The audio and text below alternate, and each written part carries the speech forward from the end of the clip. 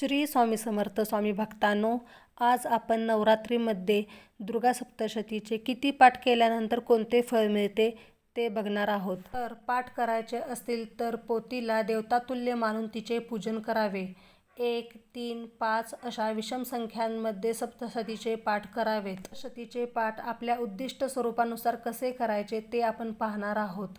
तर एक पाठ केला तर फलसिद्धी प्राप्त होते।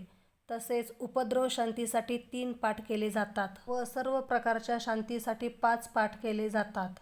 तसेच भयमुक्तीसाठी 7 पाठ करावेत। यज्ञफलाच्या प्राप्तीसाठी 9 पाठ करावेत। त्याचबरोबर राज्यप्राप्तीसाठी 11 पाठ करावेत। कार्यसिद्धीसाठी 12 पाठ करावेत व सुखसंपत्तीच्या प्राप्तीसाठी 15 पाठ केले जातात। धनपुत्र प्राप्तीसाठी 16 पाठ केले जातात व शत्रू, रोग आणि राजा यापासूनच्या भय निवारणासाठी 17 पाठ केले जातात। प्रिय गोष्टींच्या प्राप्तीसाठी 18 पाठ केले जातात।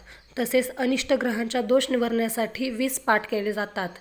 बंधनमुक्तीसाठी 25 पाठ केले जातात आणि मृत्यू, भय, व्यापक उपद्रव तसेच देशविनाश इत्यादीपासून बचाव व्हावा आणि असाध्य गोष्टी साध्य व्हाव्यात म्हणून आवश्यकतेनुसार 100, 1000, 10,000 व 1,00,000 पर्यंत सप्तशतीचे पाठ केले जातात। तर यामध्ये आपण किती संख्यांमध्ये किती पाठ केले तर कोणते फळ भेटते हे सांगितले आहे।